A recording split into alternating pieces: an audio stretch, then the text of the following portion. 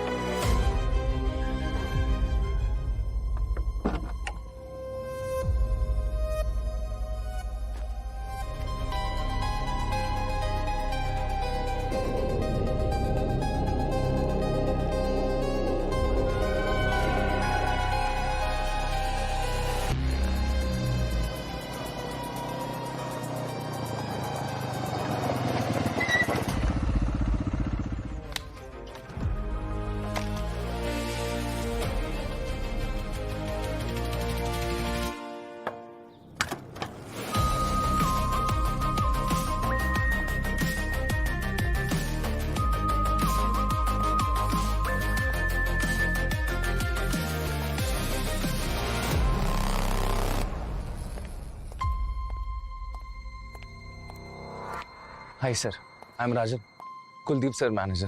कुलदीप जी कहाँ हैं? मुझे उनसे कुछ बात करनी थी, जरूरी बात है। सर आपको आने में थोड़ी देर हो गई। जिस बात का डर था सर वही हो गया। व्हाट? कहाँ है? सर हाय।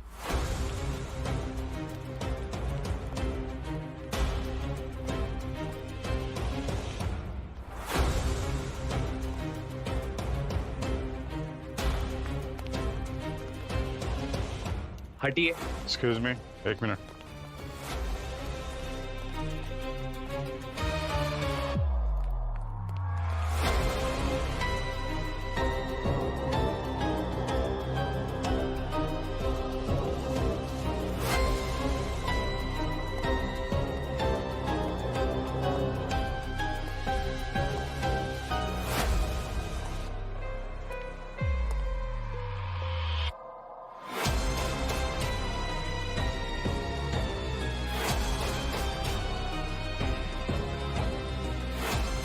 कब हुआ ये?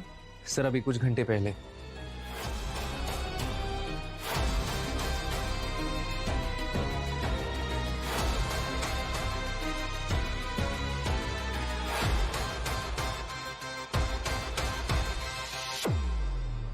सर ये कुलदीप जी की मौत हो गई है। ओके ओके सर, या आखिरी बार कब देखा था तुमने कुलदीप जी को? सर आखिरी बार तो कुलदीप जी को प्रभाकर नहीं देखा था। ये सर का बॉडीगार्ड है। कुलदीप जी के मेडिटेशन रूम में आने से ठीक पहले क्या हुआ था? सर आज शाम को 4 बजे से थोड़ा पहले सर लिविंग रूम से निकले और कॉरिडोर से होते हुए अपने मेडिटेशन रूम में आए। उन्होंने दरवाज़ा बंद कर दिया, मैं रोज़ की तरह बाहर ही खड़ा रहा। पर सर वैसे सर का मेडिटेशन सेशन 20 मिनट का होता है, पर इस बार 40 से 45 मिनट हो गए और कुलदीप सर बाहर नहीं आए। कुलदीप सर ने आज तक ऐसा नहीं किया। ये सब मुझे खटका सर। कुलदीप सर, सर आप ठीक तो है ना? क्या हुआ प्रभाकर? सर को 40 से 45 मिनट हो गए। वैसे तो अक्सर सर 20 मिनट में आ जाते हैं, अभी तक बाहर ही नहीं निकले। कुलदीप सर, मुझे लगता है हमें दरवाजा तोड़ना पड़ेगा। हाँ ठीक है।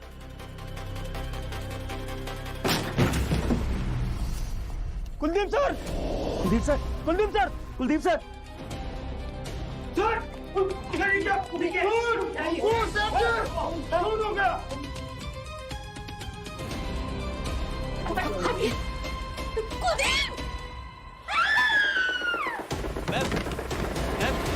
पर सर समझ में नहीं आ रहा कि ये सब कैसे हुआ।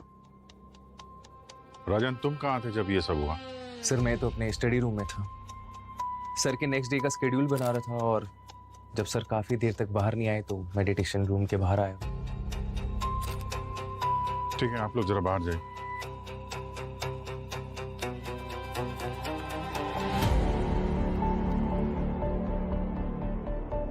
पंकज, सचिन, जरा बात करो सबसे, देखो क्या पता चलता है। ये एंट्री के हिसाब से तो बहुत सारे लोग आए यहाँ पर। हाँ साहब, वो कल्पना बेबी की एंगेजमेंट का माहौल है ना, तो घर की मरम्मत और डेकोरेशन का काम चल रहा है, इसलिए बहुत सारे लोग आए और गए। किसी की एंट्री मिस तो नहीं हुई? नहीं सर, मुझे बहुत सालों का तजुर्बा है, मेरी आंखों से बचकर कोई नहीं जा सकता। और अगर आंख बंद हो गई तो? क्या मतलब सर? मतलब ये है कि तुम यहाँ पर ड्यूटी कर रहे हो, नींद आ गई, सो गए और कोई अंदर घुस गया, ऐसा कुछ हुआ है? नहीं सर, मैं ड्यूटी के टाइम पे कभी नहीं सोता हूँ। ये बंगले में आने का और कोई रास्ता है? ये एक ही रास्ता है सर। कमरे के अंदर आने जाने के लिए सिर्फ यही एक दरवाजा है और उसके बाहर बॉडीगार्ड प्रभाकर खड़ा हुआ था। और सर ये दरवाजा अंदर से बंद था। अंदर भी कोई सीक्रेट रास्ता वगैरह तो दिख नहीं रहा है। सिर्फ यहाँ पे एक खिड़की है, उस पे भी ग्रिल लगी हुई है। अच्छा ये बताओ कि उस 40 से 45 मिनट के दौरान कमरे में कोई आया था या फिर कमरे से कोई बाहर गया, या फिर तुम कमरे की निगरानी छोड़कर कहीं गए थे? नहीं सर, मैं दरवाजा छोड़कर एक पल के लिए भी नहीं हिला। ना कोई अंदर आया और ना ही कोई बाहर गया। सर फिर ये खून हुआ कैसे और किया किसने होगा? क्योंकि इस कमरे में ऐसी कोई सीक्रेट जगह भी नहीं है जहां कोई छुप सके। यहाँ पे कुछ पेंट की स्मेल आ रही है। सर ये यहाँ पर तो रेनोवेशन का काम चल रहा है, वहीं से आ रही हो? नहीं, अंदर इस तरफ नहीं, यहाँ खिड़की से आ रही है। लगता है ये अभी हाल ही में पेंट हुआ है। सर, हाँ? सही है, देखिए सर, कुलदीप जी के चेहरे पे, कलाई पे और उंगलियों पे अरोमा ऑयल के पैचेस हैं। तो अरोमा ऑयल तो यहाँ है ना, कितना सारा। और फिर अरोमा ऑयल की बोतल भी यहाँ रखी है। ये अरोमा ऑयल डिफ्यूजर में डालते समय उनके हाथ में लग गया होगा। पर सर कोई चेहरे पे अरोमा ऑयल क्यों लगाएगा? ये ऑयल कुलदीप जी ने अपने चेहरे पे नहीं लगाया है, खूनी ने लगाया है। कैसे सर? ये देखो, खिड़की की हालत देखी।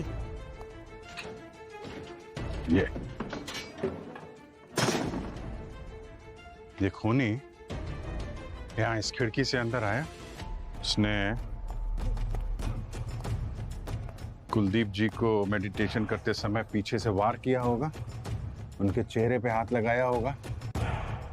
हाथापाई के दौरान तो शायद वो पेंट इनके मुंह पे लगा होगा और शायद वो पेंट निकालने के लिए यहाँ से अरोमा ऑयल का इस्तेमाल किया, उनके हाथ का पेंट निकाला और चेहरे का पेंट निकाला।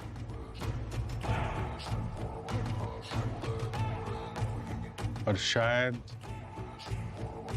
कुलदीप जी की बॉडी में से सोना भी लेके चला गया। सोना? ये देखो, फोटो में देखो, ये चेहरे, गले में चेन है, यहाँ पे ब्रेसलेट है और यहाँ पे ब्रेसलेट, चेन सब गायब है। सर, मान लेते हैं कि खूनी इस खिड़की से आए, पर ये कमरा तो हायर फ्लोर पे है और ये दीवार भी प्लेन है, कोई सपोर्ट भी नहीं है जिसे पकड़कर वो चढ़ के आए। फिर ये कैसे ऊपर आया? नीचे से नहीं आया तो ऊपर छत से आया हो। छत से रस्सी वगैरह के सहारे से अंदर आया, कुलदीप जी का फोन किया और वापस छत से भाग गया। अच्छा राजन, ये बताइए कि ये घर में डेकोरेशन और पेंटिंग का काम चल रहा है, इसमें घर का कोई आदमी सुपरवाइज कर रहा है इसको? यस सर, कुलदीप सर की वाइफ मिताली मैडम।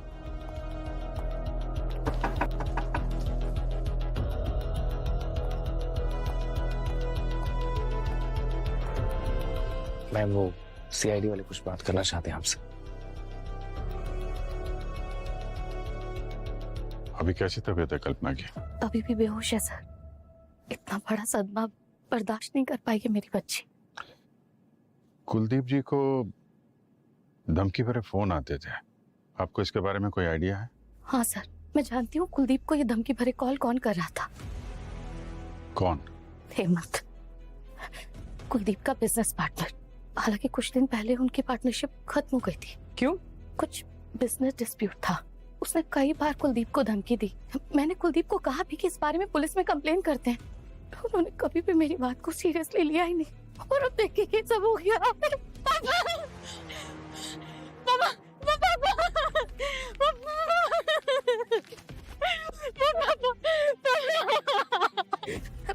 सब ठीक हो जाएगा।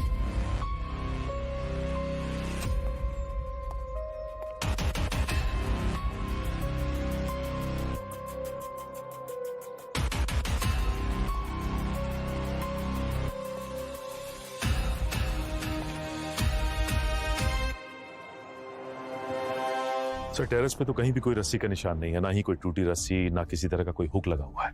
लेकिन हाँ, ये जो वर्कर्स का बाथरूम है, वहां पे बॉम्बू, सीढ़ियां, पेंटिंग का सामान, ये सब कुछ पड़ा हुआ है। तो अगर ऊपर से नहीं आया तो नीचे से आया। नीचे ये सीढ़ी और बैम्बू वगैरह तो है ना। अब पता ये लगाना है कि आया कौन है, किसने फोन किया है। सर, ये मिस्टर नकुल है, इस बंगले के रेनोवेशन का कॉन्ट्रैक्ट इन्हें दिया है। नकुल, तुम इंचार्ज हो ना यहाँ के, तो तुम्हें पता कैसे नहीं कि मेडिटेशन रूम के ग्रिल जो है वो ठीक से लगा नहीं था? तो सर, वो मेडिटेशन रूम के विंडो में ग्रिल था ही नहीं, उसकी वजह से कबूतर अंदर आ जाते थे और मेडिटेशन रूम को गंदा कर देते थे।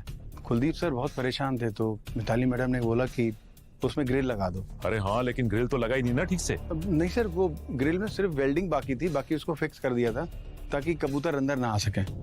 ठीक है, ये ग्रिल का काम कौन कर रहा था? ये पेंटिंग वेंटिंग किसने किया? सर, जग्गू ने। बुलाओ जग्गू को। चलो सर, वो जग्गू आज काम पर नहीं आया सर। मैंने सुबह उसको कॉल किया था पर उसका फोन स्विच ऑफ बता रहा है। क्या नंबर है उसका? जी, ये नंबर तो ऑफ है। कहीं ऐसा तो नहीं कि आज आया हो और तुमने देखा ना हो? वॉचमैन को बुलाओ जरा। सर,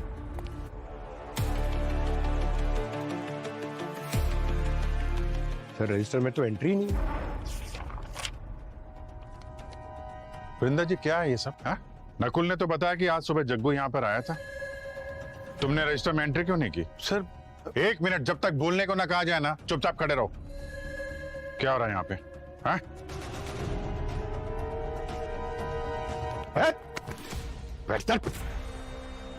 तुमने जग्गू को अंदर आने दिया और उसके साथ मिलकर कुलदीप जी को मार दिया? मैंने कुछ नहीं किया सर। देखो वृंदा जी, मर्डर केस है, बहुत लंबा फंसोगे, इसलिए बेहतर होगा जो कुछ सच है बता दो। सर, बस मैं 20 मिनट के लिए गेट पे सो गया था। हो सकता है सर कि उसी समय जग्गू बंगले के अंदर आया। फिर क्या हुआ?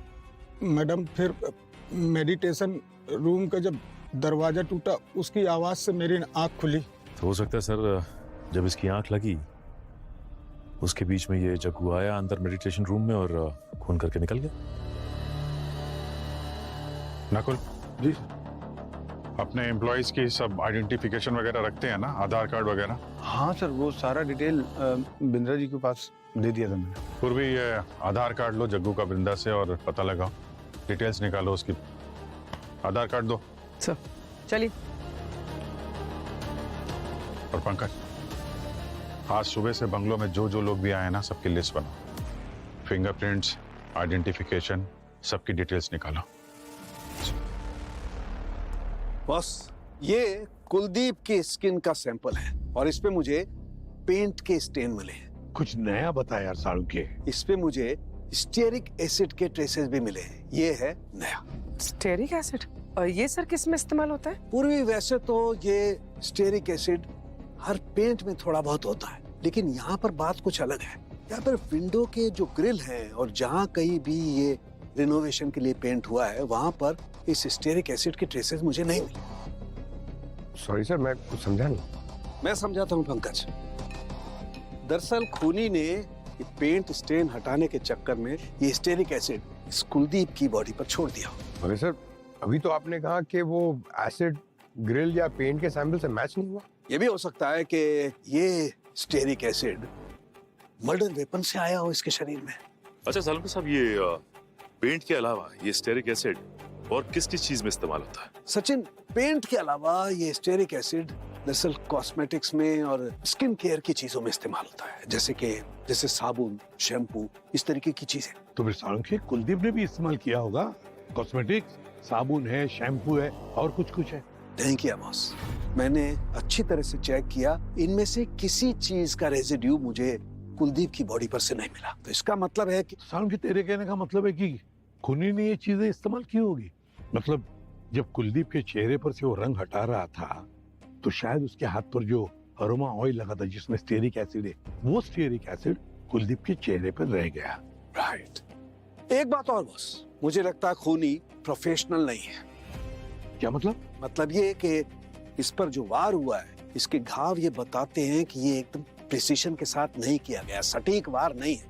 ये घाव देखो, मुझे लगता है खूनी ने गुस्से में बराबर इस पर चाकू घोंपा है, बार बार। अब ये तो एक नया एंगल लेकर आ गया। अभी तक हमें ऐसा लग रहा था कि शायद खून रॉबरी के लिए हुआ है, पर आप ले आए हैं पर्सनल ग्रज, दुश्मनी का एंगल। पर सर, एक पेंटर की कुलदीप जी से क्या दुश्मनी हो सकती है?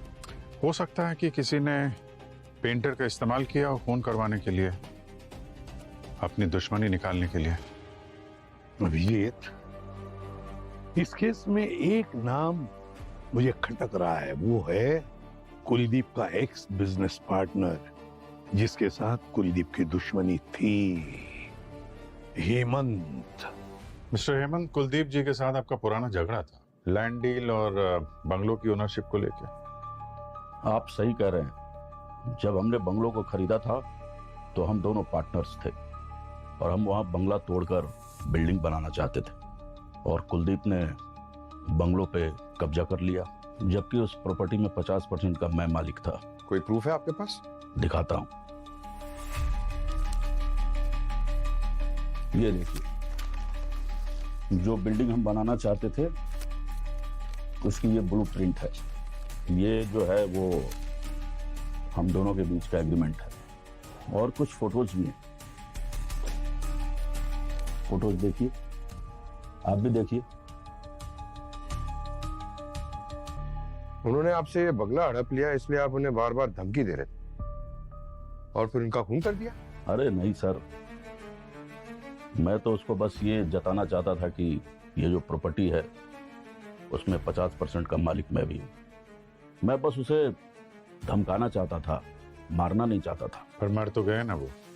हो सकता है कि आप उन्हें मारना ना चाहते हो, किसी और से मरवा दिया हो ताकि आपके हाथ दाग में लगे। मैं उससे नफरत जरूर करता था और मैं ये भी चाहता था कि उसके जैसा जलील इंसान मर जाए, लेकिन इसका ये मतलब नहीं हुआ कि मैंने उसे मारा है। हम सिर्फ सबूत पे बिलीव करते हैं हेमंत जी, और सबूत झूठ नहीं बोलते। सबूत है तो सबूत लेके आओ।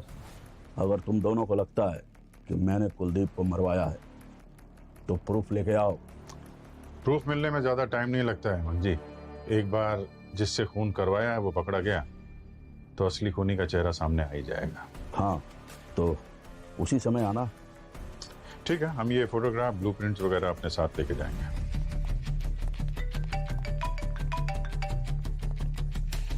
हाँ पूर्वी, ग्रेट। कहाँ पे है? हाँ ठीक है, मिलते हैं मिलते हैं। जग्गू का पता चल गया है, मैं जरा उससे मिलता हूँ। तुम हेमंत की कुंडली निकालो और कुलदीप के फोन रिकॉर्ड भी चेक करो, तो कौन कौन उसके पीछे पड़ा हुआ था। हाँ हेलो, अरे मैं बोल रहा हूँ पतिदेव तुम्हारा। हाँ अरे वो क्या है ना, नया फ़ोन लिया है और ये नया नंबर है मेरा, सेव कर लेना ठीक है। और हाँ, किसी को देना मत ये नंबर, ठीक है। और सुनो, आज मैं पहली बार जहाज़ में बैठूंगा। क्या जग्गू जी, थोड़ा टाइम है आपके पास? थोड़ी बात करनी थी आपसे। कौन है आप लोग? मैं अनजान लोगों से बात नहीं करता। अरे हम लोग अनजान नहीं है, तुम्हारी ससुराल से हैं। ससुराल? मेरी? CID sir. सीआईडी? क्या हुआ सर? कुछ नहीं, ये नया फोन, नया नंबर, प्लेन की टिकट है। नहीं चौंको मत।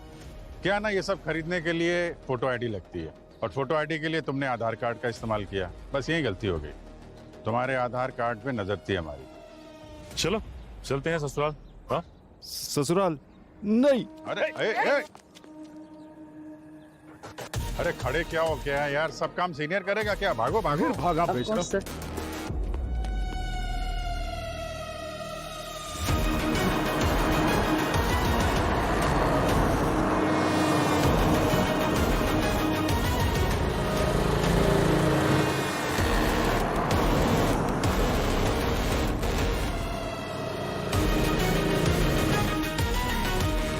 अरे यार, अरे सर सॉरी सर, गलती होगी। तुम्हारे ऊपर कुलदीप जी के मर्डर का इल्जाम है, समझे? मैं क्यों मारूंगा उन्हें सर? मेरी क्या दुश्मनी है उनसे? अरे दुश्मनी नहीं है, दोस्ती है, लेकिन पैसों से। सर आप लोग सर फंसा रहे हो मुझे खून के इल्जाम में। फंसा नहीं रहे, तेरी उंगलियों के निशान मेडिटेशन रूम की खिड़की से मिले, समझा? वो तो सर इसलिए क्योंकि मैंने वो खिड़की पेंट की थी ना सर। और जानबूझ के तुमने ग्रिल ठीक से नहीं लगाई ताकि उसी रास्ते से वापस आ सको और कुलदीप जी की हत्या करके निकल सको। नहीं सर, वो मुझे ऐसा करने के लिए कहा गया था। वहाँ पर कुछ सोल्डरिंग का काम बाकी था और एक पेंट की कोटिंग भी होनी थी उस पर सर, इसलिए वो ऐसा छोड़ा। काम पे क्यों नहीं आया कल फिर? सर वो आया था सर, थोड़ा लेट हो गया आने में। जैसे ही वो घर में पहुंचा, देखा एक कमरे में ज्वेलरी पड़ी है और वहाँ आसपास कोई नहीं था सर, तो वो ज्वेलरी मैंने उठाई और मैं वहाँ से निकल गया सर।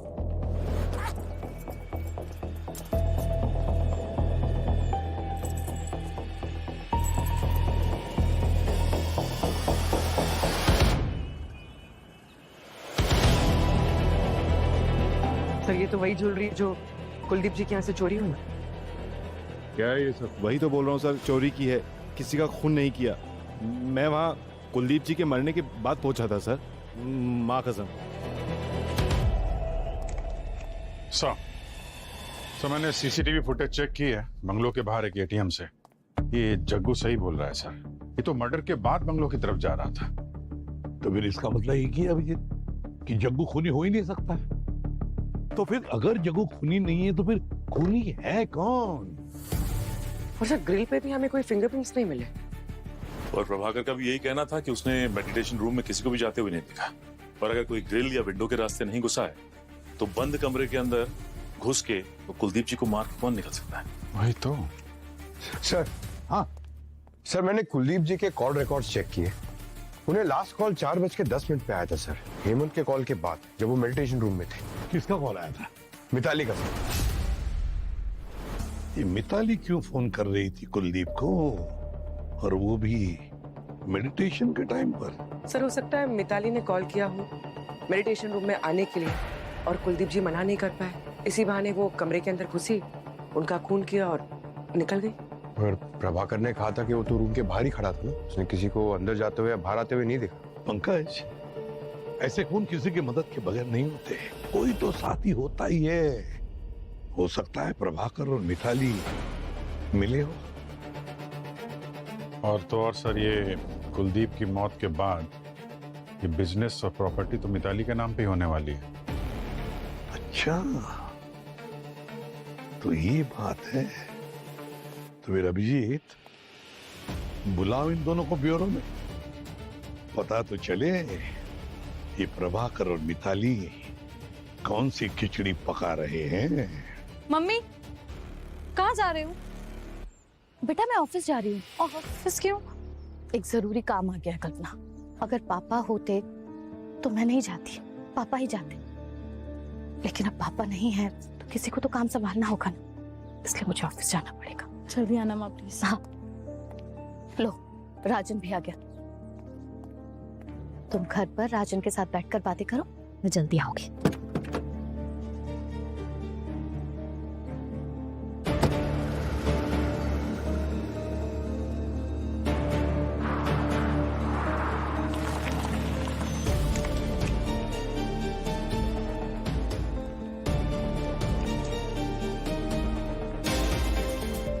क्या बात है मिताली जी, बहुत जल्दी आपको बिजनेस संभालने की?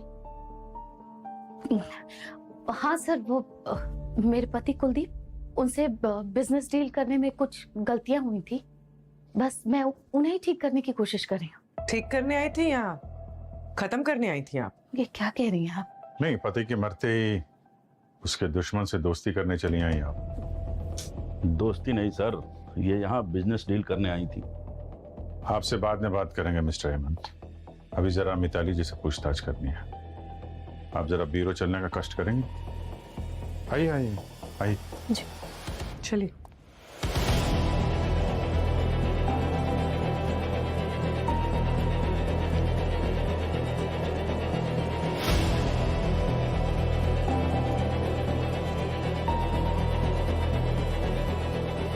मिताली जी, एक बात बताइए, जब कुलदीप मेडिटेशन रूम में था तब आपने उसे फोन किया क्यों?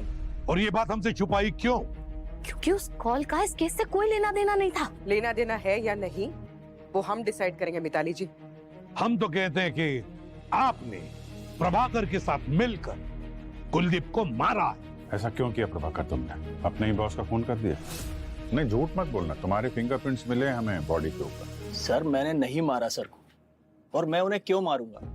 और फिंगरप्रिंट्स जब मैंने उनको छुआ तब लग गए होंगे। तो फिर मिताली मैडम ने ऐसा क्यों कहा कि तुम्हारा बहुत बड़ा झगड़ा हुआ था कुलदीप के साथ? तुमने जान से मारने की धमकी दी थी उन्हें? नहीं सर, ऐसा तो कोई झगड़ा नहीं हुआ था। वो झूठ बोल रही है। वो ऐसा क्यों बोले? सर वो फंसाना चाहती है मुझे, और मुझे तो पूरा डाउट है कि मिताली मैडम ने ही मर्डर किया है। ऐसे क्यों? क्योंकि सर के मरने के बाद मिताली मैडम ने सारा का सारा बिजनेस टेक ओवर कर लिया।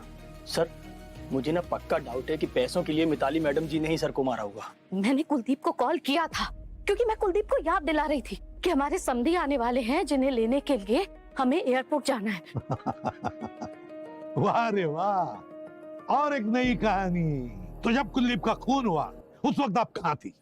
मैं, मेरी बेटी कल्पना, हम दोनों वीडियो कॉल पर थे इवेंट मैनेजमेंट कंपनी के मैनेजर के साथ। सर 2 महीने में मेरी बेटी की शादी होने वाली है। शादी की तैयारियों के बारे में ही हम मैनेजर से बात कर रहे थे। आप लोग चाहे तो मैनेजर के साथ क्रॉस चेक कर सकते हैं। वो तो हम क्रॉस चेक कर ही लेंगे मिताली जी, लेकिन जब तक हमारा इन्वेस्टिगेशन पूरा नहीं हो जाता आप शहर छोड़कर कहीं नहीं जाएंगे, समझिए आप?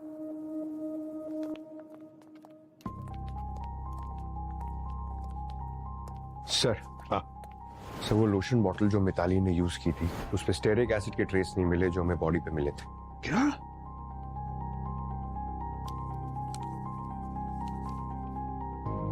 अभिजीत, ये जो है ये ब्लूप्रिंट, ये पुरानी बंगले की ब्लूप्रिंट है जो हमें हेमंत ने दी थी।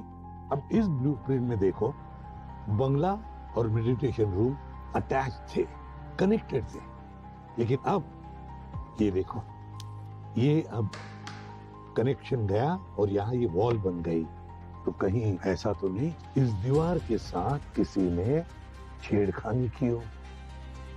सर हमने जब इन्वेस्टिगेशन की तो सारी दीवारें अच्छे से चेक की, सारी की सारी दीवारें बिल्कुल ओरिजिनल है, सीमेंटेड सर, कोई छेड़छाड़ नहीं की गई। लेकिन सर फिर बंद कमरे में खूनी को जमीन निकल गई कि आसमान खा गया?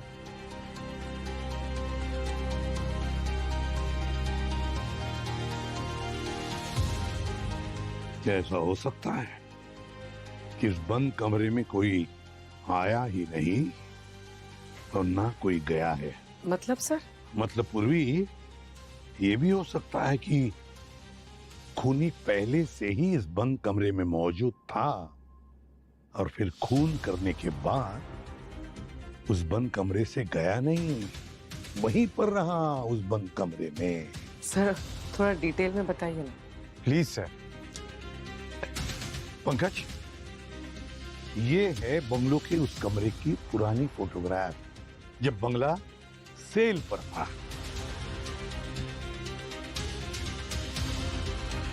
और ये है उसी कमरे का अब का लेटेस्ट फोटोग्राफ, क्राइम सीन के कमरे का फोटोग्राफ।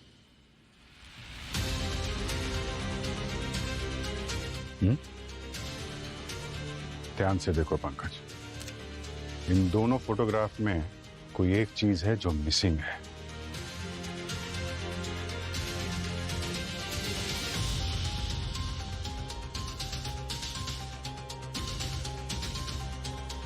ओह अच्छा। समझ गए पंकज? अगर हमने इस बंगले की पुरानी तस्वीरें नहीं देखी होती तो खूनी का असली खेल क्या है हमें पता ही नहीं चलता। इस फोटोग्राफ में यहां पे एक स्टैचू था। अब वो स्टैचू कहां पे है मिताली जी? वो स्टैचू के बारे में कुलदीप ने बताया था कि वो स्टैचू डैमेज है। हाँ सर, मुझे याद आया। कुलदीप सर ने मुझे बोला था वो स्टैचू को रिपेयर करवाने के लिए। ये मूर्ति टूट गई है, रिपेयर के लिए भेज दो। जी सर। अभी वो स्टैचू कहाँ है? सर वो स्टैचू मैंने गैराज में रख दिया था। लेकर आओ।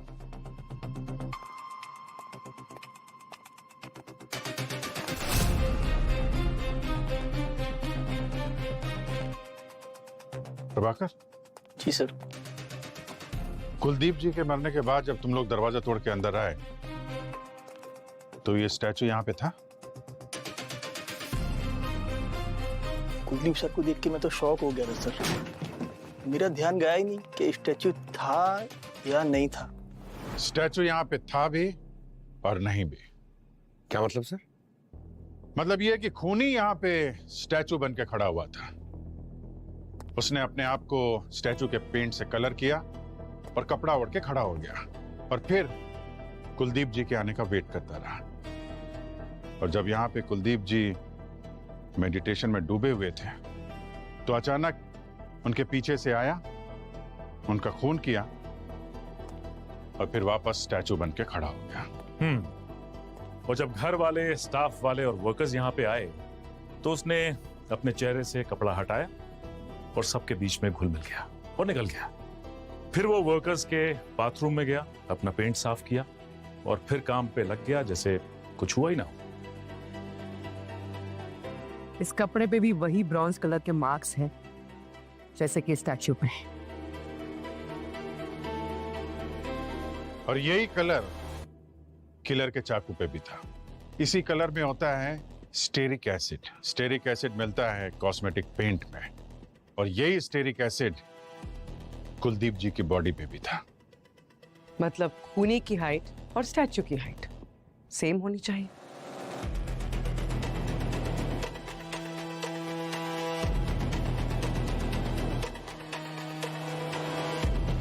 अब सवाल ये उठता है कि किस किस की हाइट स्टैचू की हाइट से मैच करती है। और जहां तक मुझे याद आता है सिर्फ एक आदमी है, बल्लू। मगर सर, अगर बल्लू भीड़ में मिक्स हो गया तो फिर किसी ने उसे देखा क्यों नहीं? क्योंकि उसको यहां से भागने में किसी ने तो मदद की है। और अब वो कौन है ये तो बल्लू ही बताएगा।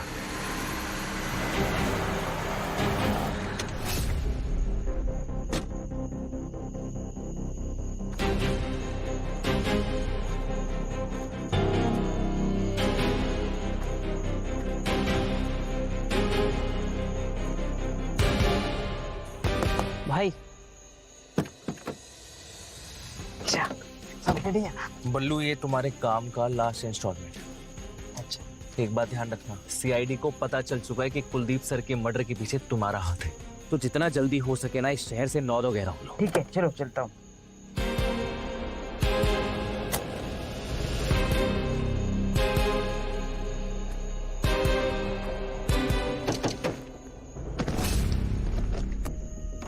क्यों बे बल्लू के बच्चे, कहाँ भाग रहा है?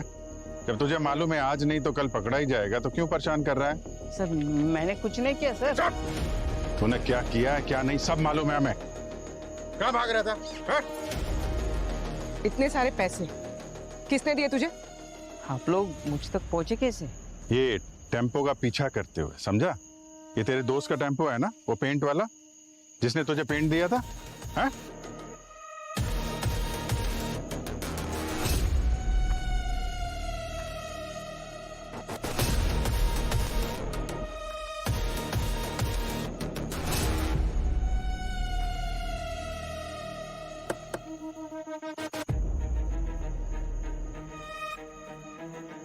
किसने दिए पैसे ये? बोल। हाँ सचिन, क्या?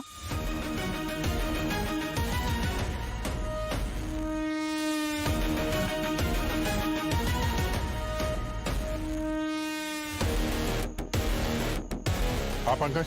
सर राजन मर गया सर।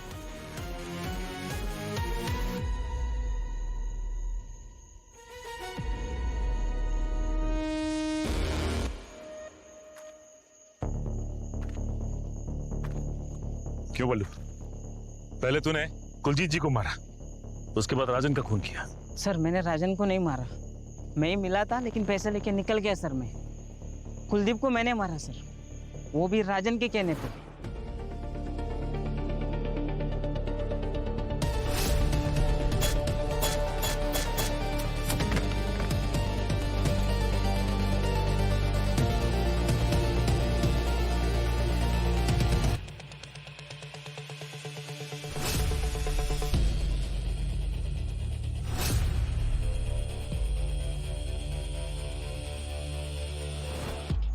राजन के कहने पे कुलदीप को मारा इसने, तो फिर राजन को किसने मारा? मतलब कोई और है जो नहीं चाहता था कि हम लोग राजन तक पहुंचे। असली खूनी अभी भी बाहर घूम रहा है।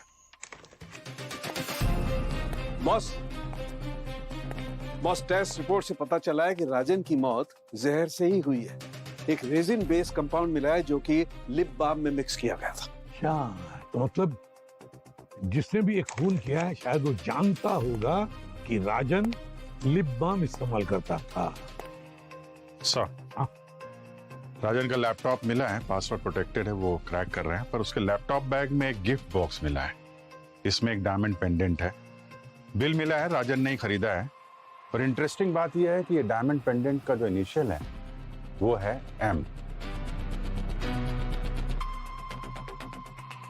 एम? अरे वाह एम। अभिजीत, इस केस में सिर्फ एक ही इंसान है जिसका नाम एम से शुरू होता है, Mitali. Thank you so much for your service. आज से आप लोगों की छुट्टी, हम लोग अब ये घर छोड़ के क्या हुआ मिताली जी? ये बुरिया बिस्तर बांध के कहाँ जाने की तैयारी हो रही है? सर दरअसल मैं और कल्पना हमारे पुराने घर जा रहे हैं। क्या है कि कुलदीप की मौत के बाद इस घर में रहना हमारे लिए थोड़ा अजीब हो गया है और यहाँ से जाके कल्पना के लिए भी थोड़ा चेंज हो जाएगा।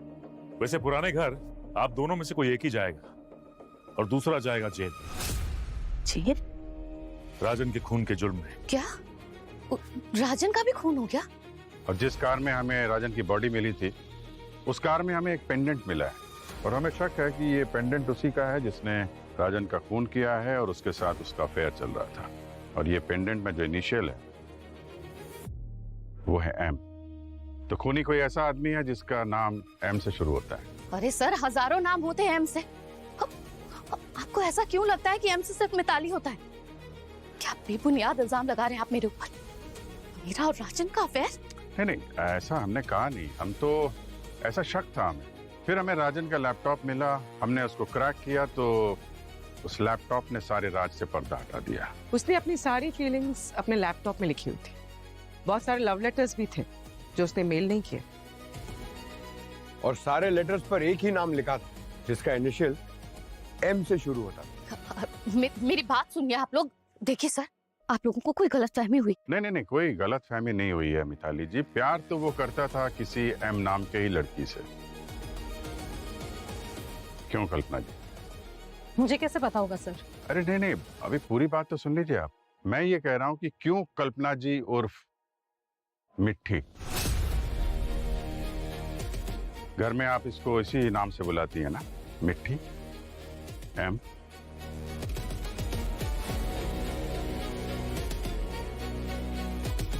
हमें तुम्हारे कॉलेज के लॉकर से ये जहर की शीशी मिली। ये वही जहर है जो तुमने राजन के लिप बाम में मिलाया था। बस बहुत हो गया कल्पना। अब ये बताओ कि तुमने राजन को क्यों मारा, जिससे तुम प्यार करती थी? मैं प्यार नहीं करती थी राजन से। वो चाहता था मुझे, इसलिए मैंने अपने फायदे के लिए उसका इस्तेमाल किया। मिट्टी से अपनी दिल की बात जब भी करने जाता हूँ, पता नहीं क्यों डर जाता हूँ। समझ नहीं आता उसे कैसे कहूँ कि मैं उससे प्यार करता हूँ।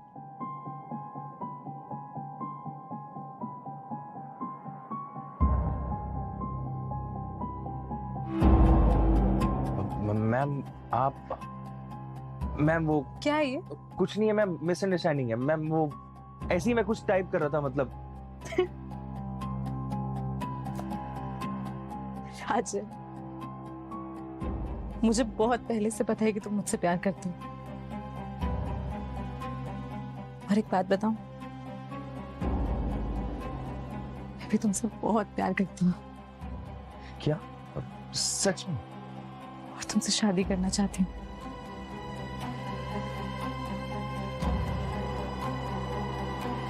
लेकिन कैसे होगा?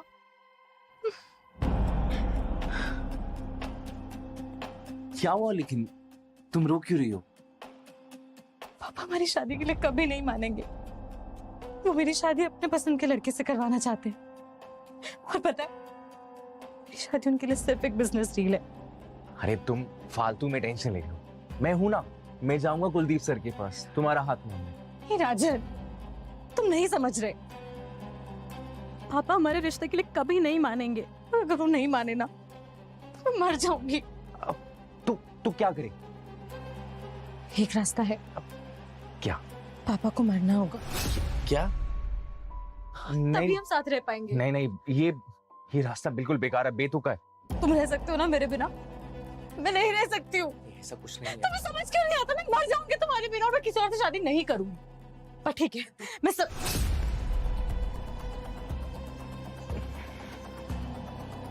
ठीक है, तुम कह रही हो तो कुलदीप सर को मरना होगा। मैंने राजन का इस्तेमाल किया ताकि पापा मुझे शादी में ना धकेल सके। राजन ने बल्लू की मदद से पापा का खून किया। लेकिन जब मुझे पता चला कि राजन भी एक्सपोज होने वाला है, तो मैंने उसको भी रास्ते से हटा दिया। वरना मैं भी पकड़ी जाती। और तुम राजन से शादी क्यों नहीं करना चाहती थी?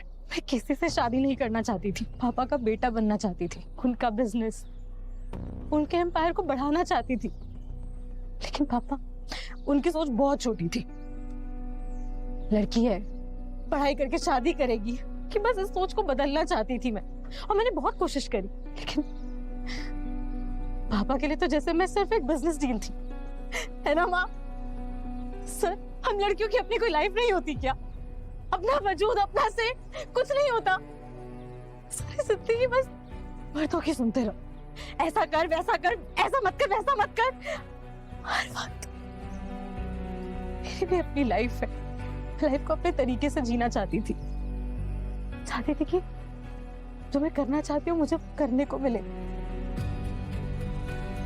हमें भी बोलने का हक है, अपने तरीके से अपनी लाइफ को जीने का हक है। कल्पना, हक है, और आज के जमाने में हक सबको है। हाँ, अगर कुछ दकियानूसी लोगों से हक की लड़ाई लड़नी पड़े तो उसके भी रास्ते हैं, लेकिन जो रास्ता तुमने चुना वो गलत था।